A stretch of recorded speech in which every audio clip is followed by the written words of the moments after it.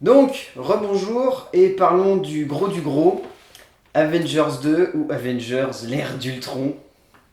Magnifique. Non, ou Age of Age of Ultron. Ultron, c'est plus sympa. Age of Ultron, ouais, l'ère d'Ultron. Ultron. Ça fait machine à laver. Ouais, c'est ça. Mais c'est un peu ce qu'il est finalement, une machine à laver qui vole. À un moment donné, il vole même dans un avion. Enfin, ça, on en parlera tout à l'heure. C'est mythique. C'est mythique. Au niveau de l'histoire, donc là, on retrouve les Avengers juste après toute la tripotée de films qu'on a eu, c'est-à-dire après Iron Man 3, après Captain America 2, après Thor 2, on les retrouve. Chef-d'œuvre du cinéma. Oui, voilà. On les retrouve qui ont recréé leur QG dans la tour Stark et qui vont. Alors attends, qu'on essaye de retrouver. Qui, après une opération foirée en Sokovie, je sais plus comment ils ont appelé ça, cette ville. Oui, on peut dire une ville d'un pays de Une l'Est. ville fictive d'un Très pays de cliché. l'Est, voilà. Qui ont foiré une opération là-bas, mais ça leur a permis de remettre la main sur le sceptre de Loki. Voilà, encore une fois, le sceptre et le Tesseract. Et donc Iron Man va vouloir absolument créer une intelligence artificielle à partir de la germe qui se trouve dans le sceptre, et va créer Ultron, qui est supposé être sur le papier une intelligence artificielle créée Protéger le monde. pour protéger le monde, et qui va finalement, par découlement, comme à chaque fois quand il s'agit de créer une utopie, détruire ce qui en est la première cause, c'est-à-dire l'humanité. Exactement. Donc voilà. Mais il passe quand même par l'Europe de l'Est, hein, parce que New York, les États-Unis, ça y est, c'est fini. Il faut arrêter maintenant, on va passer par l'Europe de Voilà. l'Est, l'Afrique du Sud et la Exactement. Corée. Et Voilà. ensuite, peut-être qu'on refera une digression par. Ça, c'est l'option, ça. par New York, S'ils ouais. veulent le refaire en septembre bis encore, mais bon. Peut-être que Man of Steel aussi a un peu calmé la donne, en fait, du côté des États-Unis, donc on préfère aller chez les copains. Donc voilà. Bon, alors sur l'ensemble, vas-y, abordons tout de suite le gros du gros sur l'ensemble. Par rapport au premier déjà. C'est pas facile. Alors, moi, donc j'ai revu le premier hier. Ça m'a fait un petit peu bizarre, hein, parce que je trouvais qu'il y avait beaucoup d'action sur le premier. Finalement, il y a énormément d'action sur le second, mais vraiment énormément. Alors moi, je dois avouer qu'à la projection presse la semaine dernière, ça m'a un petit peu fatigué. À un moment donné, de voir tant d'action, c'est pas que les scènes soient mal maîtrisées, bien au contraire, hein. Je trouve que les scènes une par une, elles sont vraiment spectaculaires et en termes d'échelle, très clairement, Marvel Studios et Disney, encore une fois, sont leaders.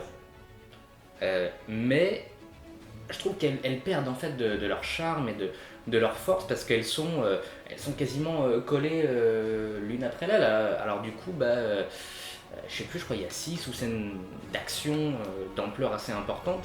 Et là où par exemple, véritablement le combat entre Iron Man Hulkbuster et le personnage de Hulk se devait d'être un combat mythique, épique, que tout le monde attendait.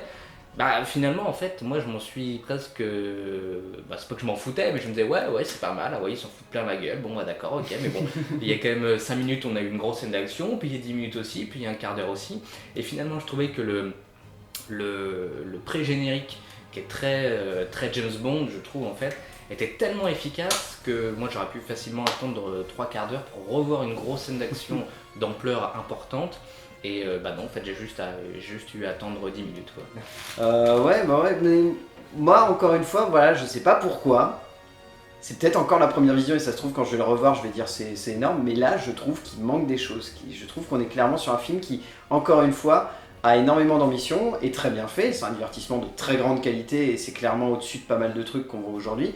Mais il manque toujours ce petit truc qui caractérise un vrai grand film épique qui se voudrait ultra ambitieux. Je sais pas si moi j'avais la sensation en fait que le film partait dans tous les sens, tout le temps, constamment. C'est-à-dire que pendant 2h20, on a la sensation que Whedon veut nous raconter énormément de choses, qu'il le fait, mais qu'il le fait embrassant tellement d'univers et embrassant tellement de lieux, de personnages secondaires, et on va dire, de quêtes pour les personnages, que résultat, on se perd littéralement dans ce flot d'informations qui arrive devant nous, et en plus dans ce flot d'action qui reste quand même, comme tu l'as dit, vraiment intéressant parce qu'on est vraiment sur de l'action constant. Mais voilà, résultat, on a l'impression qu'on n'a jamais le temps de souffler. C'est exactement ça. Moi, j'étais vraiment, comme je l'ai dit en début, j'étais fatigué en fait. Parce que les scènes d'action sont tellement bien faites que vous êtes quand même à un tantinet en tension. Sauf que c'est une tension qui est continue et qui, effectivement, fatigue. Déjà que le challenge d'un film comme Avengers, c'est de mixer et pouvoir à peu près parler de différents personnages qui ont des caractéristiques, des personnalités totalement différentes. Là, ils ont en plus ajouté, je dirais, plein de petites choses. Ouais, non, mais là, on est clairement sur un équipe. Après, moi, ce qui m'a arrangé, bon, on va aborder le scénario tout de suite, et pour rebondir sur les aspects des personnages, ce qui m'a dérangé, c'est pas forcément que les personnages soient mal équilibrés, parce qu'ils sont très très bien équilibrés, les personnages primaires, mais c'est la flopée de personnages secondaires que le film essaye d'amener qui commence à devenir vraiment problématique, parce que sur cette ambition-là, on se retrouve avec un film qui a littéralement 6 personnages primaires, Mm. et 12 voire 15 personnages secondaires qui sont mis en avant à travers des ressorts de récits. Je veux dire, entre War Machine, entre le personnage de l'aigle, entre Quicksilver, enfin, tous ces personnages-là, ça commence à faire vraiment très lourd, et résultat, on ne sait plus vraiment où se retrouver au niveau de l'ensemble. Mais c'est le même défaut en fait, je trouve, que le premier film. C'est-à-dire que sur le premier Avengers, pour moi, hein, Black Widow et Hawkeye, ça avait vraiment à pas grand-chose, mis à part des petits styles visuels, avoir un personnage féminin important. Euh, Alors que dans ce second film, notamment Hawkeye, qui pour moi est véritablement un coup de cœur, c'est le personnage, je trouve, le mieux écrit du film, avec non pas une sorte de flashback sur son passé comme il peut avoir sur d'autres personnages, mais plutôt sur Hawkeye, c'est qui, et d'autant plus qu'il se parodie presque un peu à certains moments. Ça, je trouve que vraiment le personnage est super bien écrit. Par contre, effectivement, comme sur le premier film, il y a des personnages secondaires qui arrivent un petit peu rapidement sur le tapis et servent pas à grand chose, mis à part à essayer d'apporter quelque chose visuellement. Mais ça, c'est le phénomène malheureusement de toutes les suites.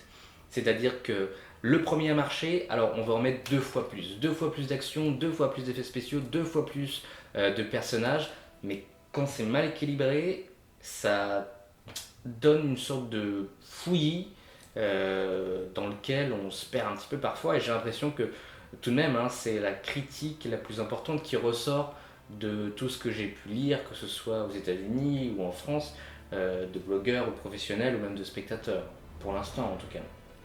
Et moi, ce qui... Bah, évidemment, faut qu'on en parle, Ultron. Ah, Alors, Ultron, toi. j'aurais dû- Le personnage vraiment en lui-même. Hein. le personnage, bah, je trouve que visuellement, il m'a vraiment déçu. Enfin, je trouve que non, mais c'est horrible parce qu'il y a eu tellement de choses en fait, il y a eu tellement de héros ou de méchants depuis des années qui ont un côté robot. Iron Man en est le premier, mais avec une gestuelle, une dynamique beaucoup euh, plus facile, plus humaine, que là quand on voit un mec qui marche un peu comme une boîte de conserve, je trouve que ça marche pas du tout en fait. On dirait Schwarzenegger dans le premier Terminator, c'est dur à dire, hein, mais... Et là je trouve que visuellement le personnage, moi il me refroidit en fait. Et d'autant plus, il casse encore plus le charisme possible que peut avoir un méchant chez Marvel, qui est déjà assez moindre, mais alors là le côté brut, dur, carré, ça supprime un peu le côté sympa et un peu pervers que peut avoir un Tom Hiddleston en Loki par exemple, dans le premier Avengers, qui reste en fait maintenant je crois le méchant le plus sympa de tous les films Marvel Studios. Ce qui, moi, me fait quand même un petit peu chier parce que ils ont pas de bol, Marvel Studios. Ils ont les méchants, entre guillemets, les moins intéressants. Ils ont pas ceux des X-Men, ils ont pas ceux des Fantastic Four. Alors maintenant, ils ont ceux de Spider-Man, mais voilà, ils ont pas de Galactus, ils ont pas de Magneto, etc. Et les méchants les plus charismatiques qu'ils avaient, à savoir le Mandarin ou le Crâne Rouge, eh ben, ils ont très vite grillé les cartes dans le Iron Man 3 et le premier Captain America. Après, ouais, on va aborder rapidement la mise en scène parce que voilà, il n'y a pas grand chose malheureusement à en dire au niveau de la mise en scène. Whedon, il refait une nouvelle fois bien le travail quand même. Et encore une fois, moi ce qui m'impressionne, c'est qu'il y a des vraies idées de mise en scène qui se cachent derrière un film qui pourrait être formaté. Contrairement à d'autres films, enfin, je pense à Captain America Winter Soldier qui avait tendance, pour moi, au niveau de la mise en scène, à être très formaté. Là, on est vraiment sur quelque chose qui est très libre, où il laisse libre cours à pas mal d'idées, où il y a vraiment des ambitions qui sont assez démesurées dans l'idée de partir dans énormément de décors, dans l'idée de montrer des combats qui sont vraiment dantesques, où ça part d'essence, même si c'est un petit peu moins dantesque que dans la ville de New York dans le premier. Mais voilà, il y a toujours cette ambition quand même qui est assez démesurée chez Whedon au niveau de la réalisation. Ouais, c'est vrai. Je trouve quand même que le film ça c'est un aspect général à la phase 2, est mieux filmé que le premier Avengers que je trouve vraiment kitsch en fait. Alors effectivement, Whedon a des idées, mais qui sont presque des idées de télévision. C'est-à-dire qu'il y a des choses sur grand écran ou au cinéma, ouais, c'est quand même un petit peu limite, je trouve. C'est un poil kitsch, et je trouvais même que sur le second, il y avait des efforts. Notamment, encore une fois, hein, sur la scène d'introduction qui est vraiment géniale, je trouve, avec super ralenti à un moment donné. Enfin, je trouve qu'elle est. Alors, elle fait jeu vidéo, mais elle est très très agréable. passe bien, ouais. On est directement dans l'action, on y rentre de manière très intelligente, on redécouvre les personnages avec plaisir, hein, véritablement. C'est un super début et un final qui est plutôt pas mal, notamment, encore une fois, avec une scène au ralenti.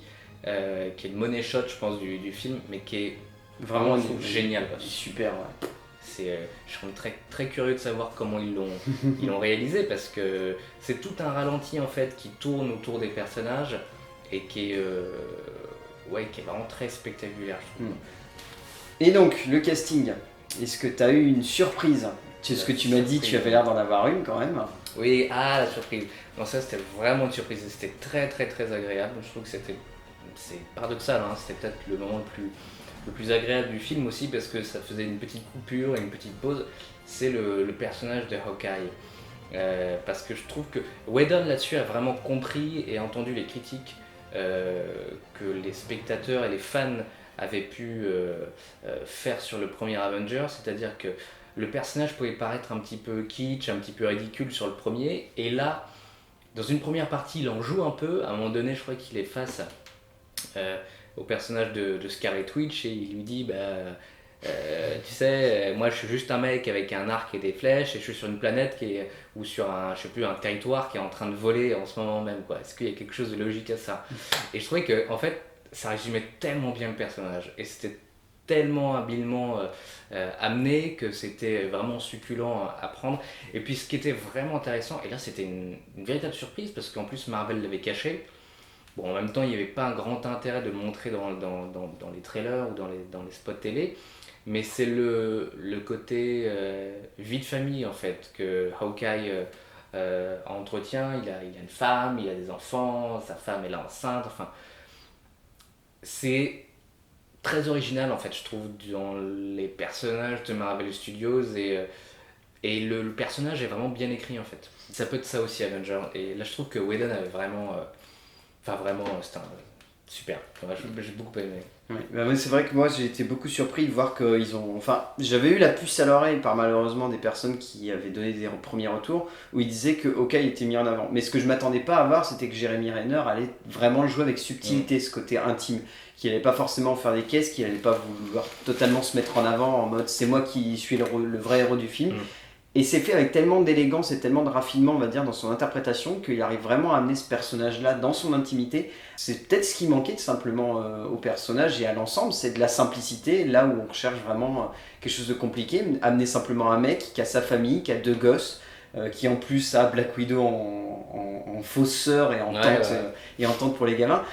C'est drôle, mais ça amène beaucoup de simplicité au personnage, et voilà, c'est ce qui manquait tout simplement. Parce qu'après, oui, tous les autres acteurs sont vraiment bons. Chris Evans arrive vraiment à confirmer sa place de leader des Avengers avec une interprétation qui est vraiment subtile. Robert Downey Jr. est plus en retrait, et c'est pas forcément pour aller contre le film, parce que ça aide beaucoup là-dessus.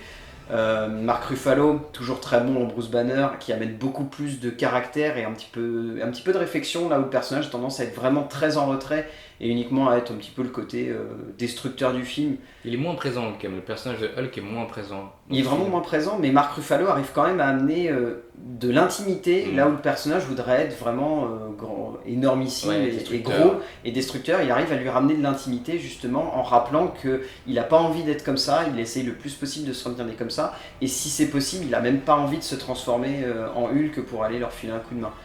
Et j'ai beaucoup aimé cette interprétation parce qu'il le fait avec beaucoup de retrait, et en plus le jeu qu'il y a avec Scarlett Johansson dans beaucoup de scènes, c'est plutôt raffiné et ça amène un petit peu de douceur là où le film a tendance à vouloir être très brut et vraiment être très hardcore par moments là. Ouais, c'est vrai. Après, il y a quand même quelques.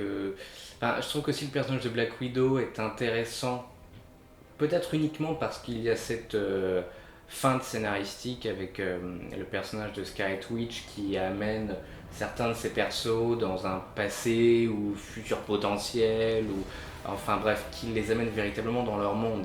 Sur Black Widow, on voit le passé qu'a eu en fait ce personnage, son entraînement, etc. Du coup, je trouve que ça donne quelque chose de plus fort, plus intéressant sur cet agent-là en fait du Shield. Ce qui n'était pas le cas en fait véritablement sur le premier Avengers. C'est peut-être le seul intérêt qu'a d'ailleurs Scarlet Witch en fait dans le film, parce que sinon elle amène à rien. Donc, je trouve elle est presque ridicule. Des fois, il y a une sorte de mise en scène très, très curieuse où il y a une sorte de, je sais pas, de reculons en accéléré, comme ça, genre, on dire, ok, c'est un film des années 90, c'est vrai, on c'est dirait vrai que Buffy, oui, c'est la première apparition qu'on a vraiment d'elle, on va dire, en action. C'est vrai que tout d'un coup, on se retrouve avec un ralenti dégueulasse en arrière, enfin, il est pas beau affreux, du tout. affreux. Et puis oui, ces deux acteurs-là, Aaron Johnson et Mary-Kate Olsen, ils sont... Elisabeth Olsen, je confonds tout le temps avec sa sœur. Ça, c'est parce que t'étais fan de la série télé, oui. Quand t'étais plus jeune. Ok, oui. Mon Dieu.